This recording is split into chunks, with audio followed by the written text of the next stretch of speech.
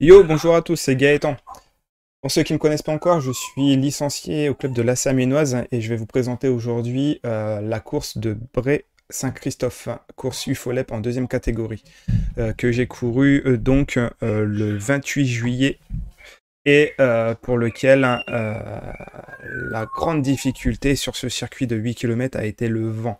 Donc il y avait un gros vent qui soufflait à 30 km/h qui venait lorsqu'on est du départ ici de la gauche. Donc voilà, ça soufflait dans ce sens-là. Donc plutôt de 3/4 face. Il y avait la bosse qui était à cet endroit ici. Ensuite, donc un vent 3/4 face dans la bosse. Ensuite, on prenait à gauche ici et là, on avait un gros vent latéral propice vraiment aux bordures sur une longue ligne droite. Ensuite, on prenait à gauche ici et on avait un vent plein d'eau. Puis, nouveau gauche, et là, on avait un vent latéral de l'autre côté. Donc, sur la première partie, plutôt descendant, et ensuite ici, plutôt plat, où, comme vous voyez, hein, c'est en violet, ça veut dire que ça appuyait à l'amorce de l'arrivée. Donc, voilà. Du côté du team, nous étions pas moins de 5 coureurs, 4 coureurs même, puisqu'il y avait Morgan, il y avait Sam, il y avait David, il y avait Florian et il y avait moi-même. Donc nous étions bien 5 sur un peu moins de 40 coureurs. Allez, une fois que ça c'est dit, je vais vous proposer tout de suite d'aller sur la ligne d'arrivée, sur la ligne de départ, pardon. Sachant que il faut pas louper le départ parce que vous allez voir, c'est que j'avais des fourmis dans les jambes et je voulais absolument pas louper la bonne parce que je savais que ça allait partir fort, je savais qu'on allait profiter du vent de côté pour prendre un éventail, prendre les échappées et qu'un groupe de costauds allait se jouer la gagne et se détacher. Allez, c'est parti.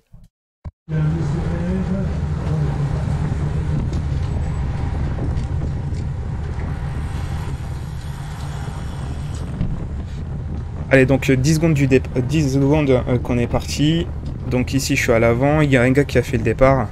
Et vous me connaissez maintenant. Je ne peux m'empêcher de partir. C'est ça, il y avait 40 coureurs au départ. T'as bien entendu. Donc dû au pass sanitaire, à mon avis, hein, il y a pas mal de coureurs donc, qui ne sont pas venus sur cette course. Donc course qui avait lieu en semaine aussi. Donc voilà, donc comme je dis, là, vent 3/4 face hein, qui vient de la gauche. Ce gars qui est devant a fait le départ. Moi derrière, du coup, je réagis et je me dépêche d'aller le rejoindre sur cette partie montante pour qu'on commence à prendre les relais et du coup, voir un petit peu si derrière ça réagit ou pas.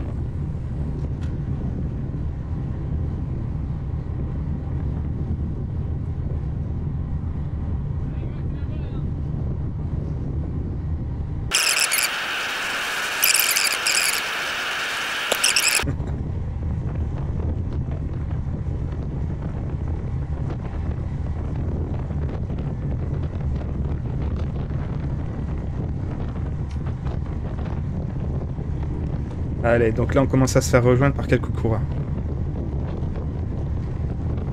Et donc notamment ici c'est Mathis, si je ne me trompe pas, qui nous rejoint. Mathis Randon.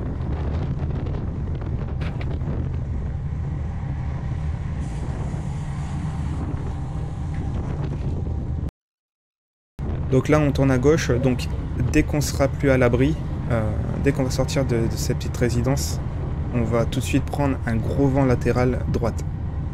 Et donc là on va pouvoir voir une bordure commencer à se former. Donc pour l'instant on a été rattrapé, donc on doit être 6 ou 7, je sais plus, entre 6 et 8 à l'avant. Donc naturellement on va commencer à prendre des relais dès que tout le monde aura bien récupéré. Et on va voir la formation d'un éventail dans l'échappée. Donc là pour l'instant c'est un petit peu sauf qui peut. Tout le monde fait ce qu'il peut je pense.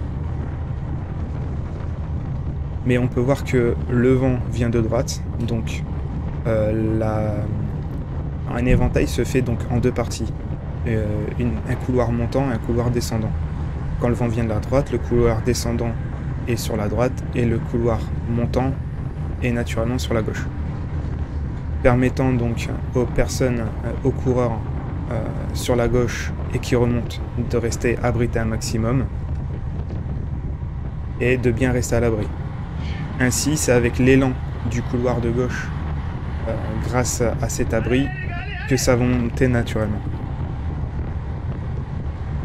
Donc là, je sens que ça se regagne un petit peu, hein. Tout le monde est un petit peu à bloc, donc je motive un peu les troupes. Je suis quelqu'un qui parle beaucoup en échappée. Hein. Ah, je suis quelqu'un qui parle. Hein. J'aime bien motiver les troupes dès que je vois que ça en a besoin. Je suis généreux dans l'effort, mais j'aime bien que les autres jouent le jeu aussi.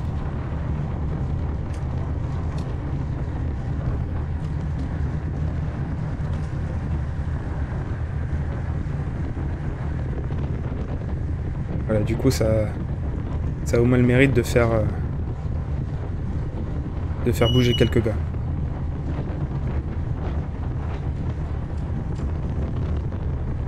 Donc là, il y a l'échappée qui s'est constituée, donc de 7 coureurs, et donc il y a quelques gars qui passent pas le relais, comme vous pouvez voir. Ça va être le cas dans la première moitié, il y aura toujours des gars qui vont sauter des relais et qui vont un petit peu agacer les troupes.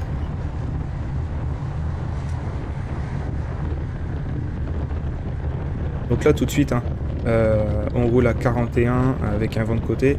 Ça nous permet, cette allure-là nous permet de tout de suite prendre quelques secondes d'avance sur le peloton. Donc là, quand on se retourne, on voit encore le peloton qui a entre 15 et 20 secondes derrière. Donc voilà, il n'y a rien qui est fait encore. C'est pour ça que ça continue à rouler assez fort. Là on s'amuse pas.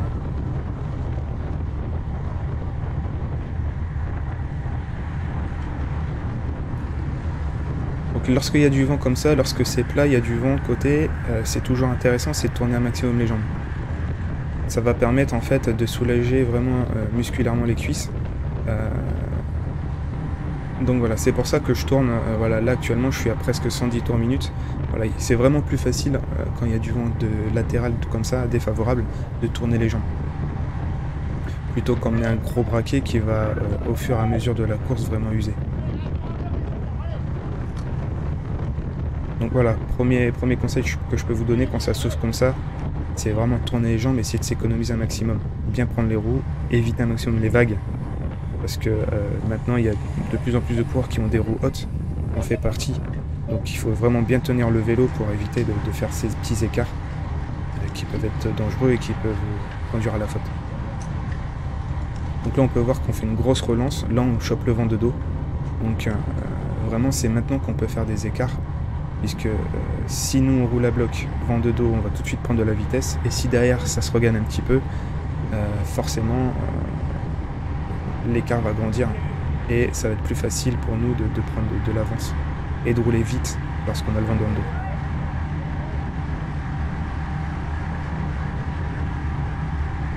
Voilà, si c'est pas clair pour vous, si vous voulez qu'on aille un petit peu plus loin, n'hésitez pas.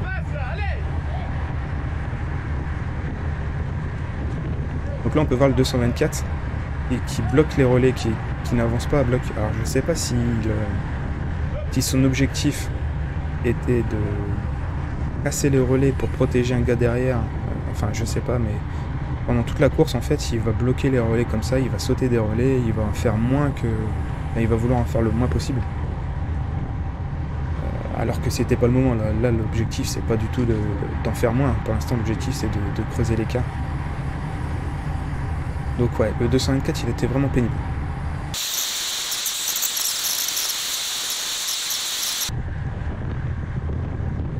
Donc lorsqu'on est en échappée, l'objectif, dans un premier temps, ça va être de vraiment monter au train, de ne pas accélérer, de ne pas faire de grosses accélérations dans la bosse, pour essayer de garder tout le monde, parce qu'à ce moment-là de la course, on a vraiment besoin de tout le monde pour avoir un maximum d'abri, et pour que les relais ne passent pas trop souvent. Donc c'est pour ça qu'on va vraiment essayer de monter à une bonne allure, mais pas trop vite non plus. D'ailleurs, vous pouvez voir que les deux gamins là devant, ils sont un petit peu sur le frein.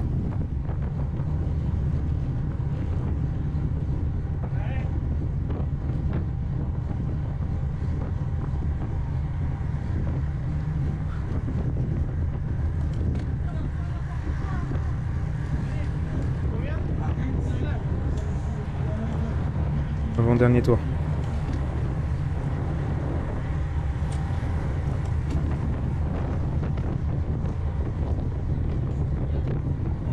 Non, en fait, après, l'écart s'est stabilisé.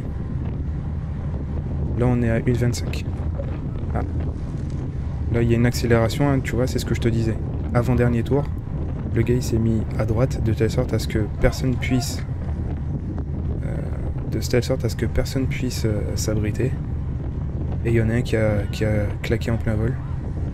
Donc là, on n'est plus que 6. Et donc là, ça fait mal. Là, on peut voir qu'on a 400 watts. Il n'y a pas possibilité vraiment de s'abriter. Et ça y est, il s'écarte seulement.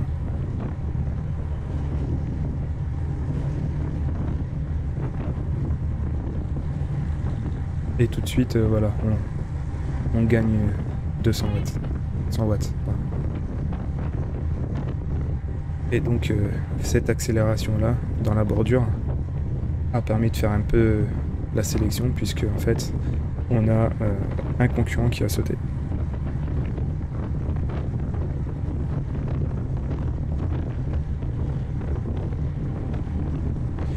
Donc là, écart avec le peloton stabilisé à 1,25 et on n'est plus que 6.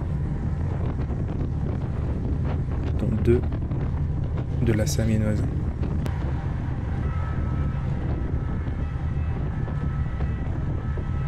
Oh, regardez l'arbre comment il est penché sur le côté là. Là le vent il s'est levé. Regardez ça les drapeaux. On voit vraiment qu'on va tourner à gauche, on va prendre un gros vent. Ah, 1,50 et accélération. Donc le speaker annonce 1,50 d'écart avec le peloton et on a une attaque à l'avant.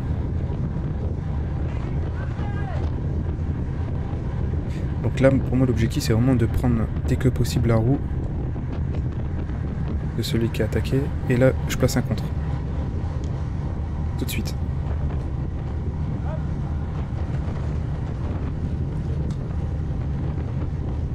Tout de suite on prend le relais. Et là clairement je prends pas le temps de regarder derrière. Donc je sais pas exactement ce qui se passe.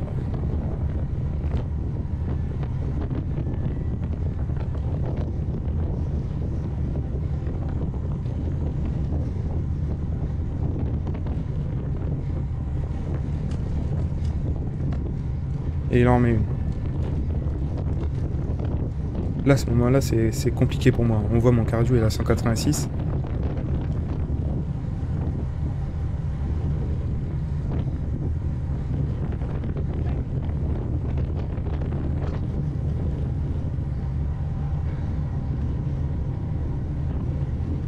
Là, il y a un gars derrière moi qui veut pas prendre le relais.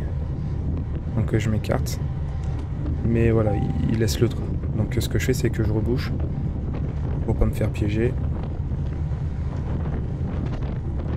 Il a une drôle de façon de tenir son guidon devant. Pas sûr que ce soit très confortable. Mais bon.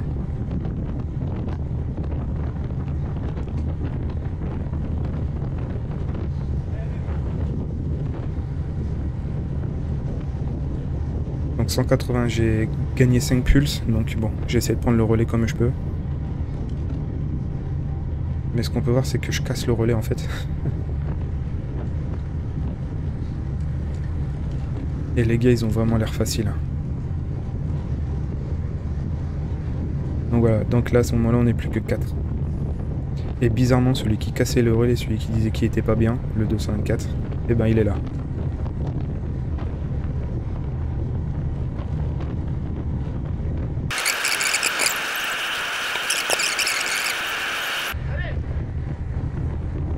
Et donc là, c'est toujours le même qui va nous embêter.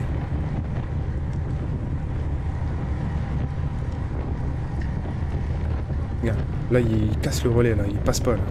Allez, pas des vrais relais, allez. C'est maintenant, allez, allez.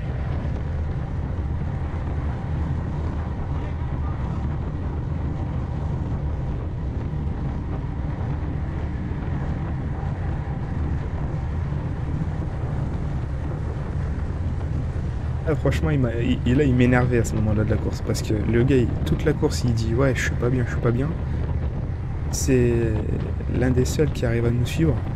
Et derrière il dit je suis pas bien alors qu'il est là quoi. Mais si t'es là c'est que t'es bien donc vas-y passe tes relais comme tout le monde. Enfin je sais pas moi.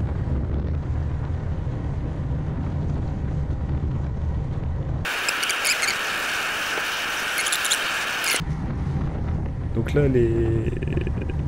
donc le gars en blanc et le gars de mon team Sam, ils sont à peu près à 15 secondes derrière. Le gars, donc Sam reste dans la roue hein, pour pas faire rentrer le gars en blanc. Mais le gars en blanc il a pas abdiqué hein, et lui il continue à rouler.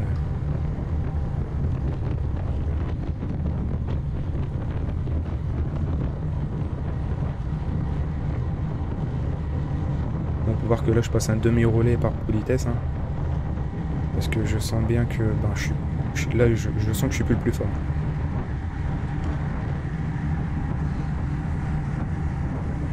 Là je sens bien que ceux qui sont au-dessus c'est les deux en jaune.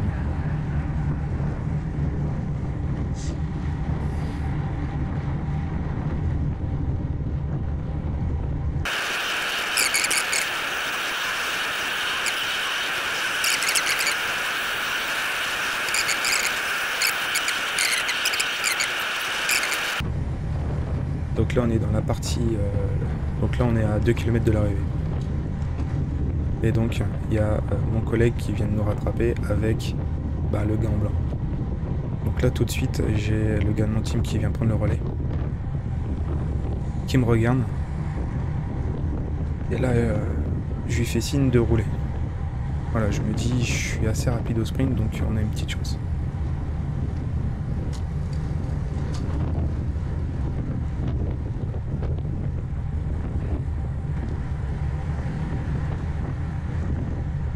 Et donc ce que je vais faire c'est que là je vais tout doucement aller dans sa roue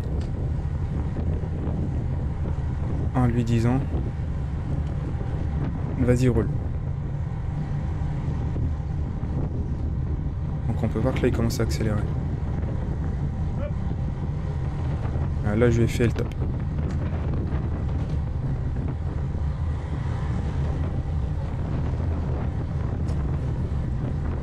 Et là il donne tout ce qui lui reste. Allez, maintenant. Encore au virage, allez.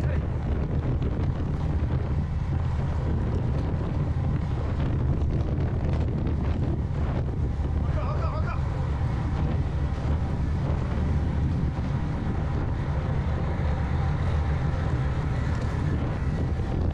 Et là c'est parti, le sprint est parti. Mais voilà, les deux plus forts sont devant.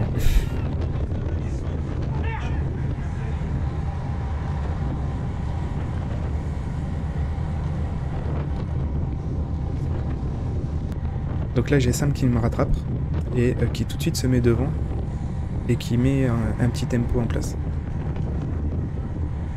Alors je pense que là où j'ai fait une petite erreur pour en avoir discuté un petit peu avec Sam après la course, c'est que à ce moment-là, j'aurais dû rester en fait en 4ème position, là où je suis.